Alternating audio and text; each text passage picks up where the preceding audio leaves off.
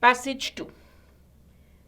This passage is about a fossil finding and the conclusions that archaeologists drew based on that, whether they could reach a conclusion or not. Let's quickly read the passage before we look at the questions. Last September, scientists announced the discovery of a never before seen human relative hominin, now known as Homo naledi, deep in a South African cave. So they discovered a hominin known as Homo naledi in a cave in South Africa.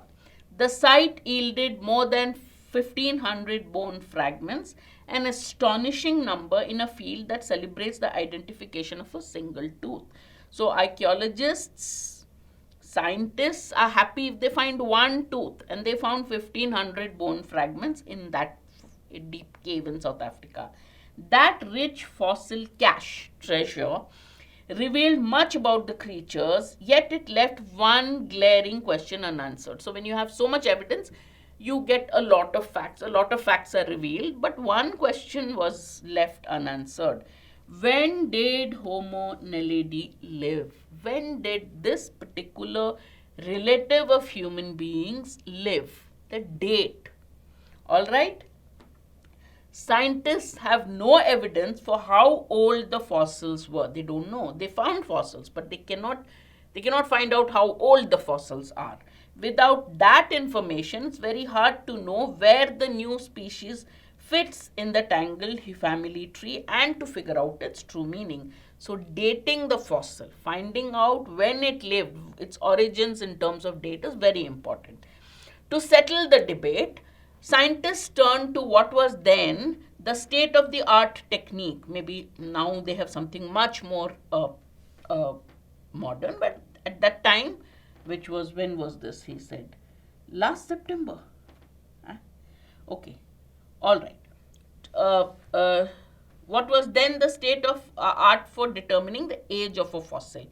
One, they turned to licking the bones, which was once considered, yeah, that's what the meaning is. It was once considered the best way to find out the date of a fossil, licking the bones. Oh, the thinking at that time was that an ancient fossilized bone would stick to the tongue, whereas a recent bone would not. By the late 1850s, though, scientists had realized that the tongue rule did not apply universally. Okay, we're talking of the 1850s. During the 1850s, they used to do this licking test. But by the late 1850s, they realized that this licking test cannot be applied universally. Maybe in some cases it works, but doesn't work in all cases. They began to abandon it. In the absence of a definitive test, a very conclusive test, the age of the Homo naledi remained a mystery. Now, the licking test cannot be applied here, so how do we know its date? Over the past century, anthropology's situations improved greatly with the introduction of new techniques. 1800s mein jo technique was being used, that obviously you've come up with new techniques. Most notably, so how do they date fossils? The measurement of radioactive isotopes that decay predictably over time. Radiocarbon dating is another method of dating fossils, finding out when did this fossil appear, when did this particular human being to whom this fossil belongs live, or human relative. Radiocarbon dating, which examines the carbon isotopes within the fossils, can measure the age of the bones themselves. So when you measure the age of the bones, you can know when that particular thing lived. Other techniques such as potassium argon dating can derive the age of surrounding volcanic rocks. So you have other techniques, one which can date the bones, measure the age of the bones themselves, that is the radiocarbon dating. Then you have the potassium argon dating, which can, the volcanic rock, if there is volcanic rock near the fossil, it can date the volcanic rock. But even those methods were and are often limited. There are limitations even to these methods. Radiocarbon dating works on fossils only 50,000 years or younger. The fossils have to be 50,000 years. The age of the fossil should be 50,000 or younger. Can't go beyond that. But it cannot help you with fossils which are 7 million years or so in the age of human evolution. Potassium argon dating can be applied to much older fossils, but it's useless when there is no volcanic rock. It is good only to find out the age of the volcanic rock. If the fossil is found in an area where there are volcanic rocks, it's useful. But if there's no volcanic rock, it cannot be used. So those are the limitations of the dating techniques. Let's go to the next paragraph.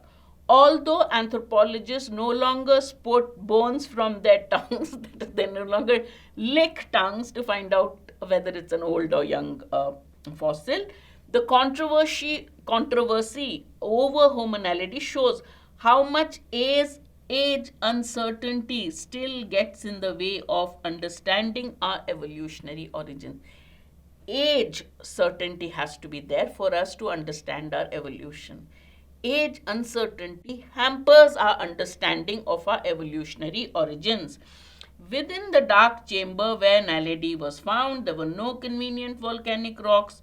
Scientists sought surrounding sediments that could be subjected to dating or animal remains that may provide context clues, but turned up empty-handed there as well. There were no bones, there were no rocks, only these bones of the Naledi. Nothing else for them to determine the age of the fossil. And the techniques that they have did not help them to determine the age of the Naledi itself. Almost a year since Naledi was announced, anthropologists remain stumped, baffled about when this species lived. This lack of answers might make us wonder how much progress has been made over the past 150 years. From 1850, now we are in the 21st century. How much progress has been made in terms of dating fossils and all? Paleontologists today also employ a modern variation of the tongue test. They can often be caught licking bowls in the field as a quick, useful means to determine if an intriguing looking object is a bone or just a rock. In the era of iPhones and CT scans, the tongue is still occasionally the best tool we've got. So we still haven't developed any tool advanced enough to know the age of a fossil. The tongue is still our most reliable or useful tool. On the other hand, so this is one side of the story. On the other hand, the story of the Neanderthal shows how far we have come. We have made the progress has been mixed. Maybe we can't date some of the fossils, but the story of the Neanderthal, it gives a lot of comfort. Using radiocarbon dating, we know that the Neanderthals lived from 400,000 years ago to 40,000 years ago. So we can date the evolutionary age of Neanderthals between 400,000 years to 40,000 years. So that was the passage. Let's look at the questions. Which one of the following statements, if false, could be seen best supporting the arguments of the passage? So now, if false, it should support. So you choose an argument, choose an option which goes against what the author says. So if you falsify it and you say the contradictory statement would be in line with the author's main point. The other options would be in line with the author's main point. Therefore, that's not our answer, because if it is false, it would go against what the author is saying. Correct? Anthropology has successfully studied Neanderthals. Yes, it has figured out that they lived 400,000 years ago to 40,000 years ago. So this goes in line with what the author says. If this is false, it will contradict what the author says. Not our answer. The dating of fossils is not an integral part of anthropology. Falsify this. The dating of fossils is an integral part of anthropology. That is exactly what the author is saying. Unless you know the date of the fossil, you will not know much about the evolutionary origin. You cannot get an understanding of our evolutionary origin. So 2 is the answer. Let's quickly go to C and D. Potassium argon dating is a better method than radiocarbon dating. Yes, provided volcanoes are present, volcanic rock is there. The tongue test has evolved since the mid-19th century. Now we have a modern variation of the tongue test. So A, C and D are in line with what the author says. B is exactly the opposite of what the author says. So if false, it will go in line with what the author says. So the correct answer is B. All of the following statements, if true, could be seen as supporting the arguments, except which option does not support the author's argument. That's what he's saying. All will support except. So let's find out which one doesn't support the author's argument. The origin of fossils are a fundamental part of anthropology. True. At times, it is difficult to distinguish between a piece of rock and a bone fragment. True, which is why the scientists do a quick lick test in the field. I can just imagine that. Okay. The tongue test was abandoned in the late 19th century due to its unreliability.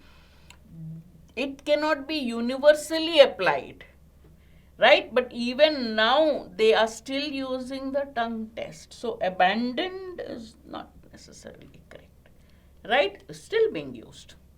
So, that's the answer. Answer is option C.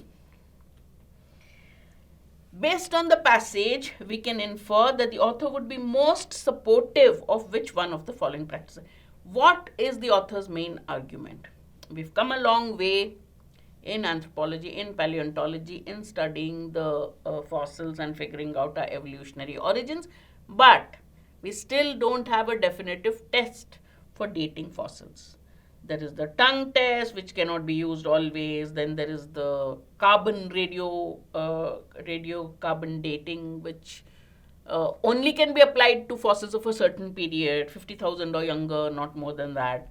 And then you have the potassium argon, which can only be used in sites where there is volcanic rock and volcanoes. So we still, in the age of iPhones, we still have to fall back on the tongue test, right? So which one would he support? Which of these would he support? Anthropology progressing to more modern methods than radiocarbon dating and potassium argon dating. The tongue test, whereby it is quickly possible to ascertain whether or not the bones are of recent or ancient origin, cannot be universally applied, and it doesn't really give a very reliable test, right? Anthropology's lack of knowledge about Neanderthals, no. A definitive test, that, so is it A or D? It is not more modern. These are modern methods, but they come with their limitations. So he is not saying you should come up with a more, these are modern methods. But he wants a more modern method which can be definitive. The problem with radiocarbon dating is it has limited application. The problem with potassium argon dating, it also has limitations in terms of having a volcanic rock at the site. So A, he will not support, not in terms of more modern, yes, but more modern in terms of being more universally applicable, which is a more definitive test that can successfully date fossils of early humans. So the problem is not lack of modernity of the tests given in A. They are also modern. The problem is they have limitations. So he wants a test that will successfully date the fossils. A modern method which will overcome the limitations of A, right? Therefore, the correct answer is D. In the era of iPhones and CT scans, the tongue is still occasionally the best tool we've got. This statement has been made by the author in what kind of a tone is what he's asking. A sense of trepidation, fear at the dangers that might accrue. Did he say sometimes you may lick a bone and die? No. A sense of irony. Can you imagine in the age of iPhone going to a site and licking a bone? Isn't that ironical? Here we have iPhones, CT scans, but you still use the tongue to test whether a piece of evidence is a bone or a stone, right? So it's a sense of irony. No sarcasm. There's no sarcasm. It's just ironical. In the most modern age, we are falling back on a very basic primitive tool. A sense of tongue-in-cheek at the end. There's no incongruity there, right? It is a kind of tongue-in-cheek, true, but more than that, tongue-in-cheek satire is redundant. Tongue-in-cheek is a very not serious way You crack a joke and you put your tongue in cheek. That's not serious. That's a very jocular way, a very flippant way of talking. He's not using that, right? So sense of irony. What is the irony? A contradiction. You are in a modern era, and the contradiction is you going back to a body part, a tongue, to do a basic test. We don't even have that. Here we are reaching the moon. We have CT scans and iPhones, but we don't have an effective tool for dating, right? So that's the irony, the contradiction that is there in the situation. Therefore, B is the right answer.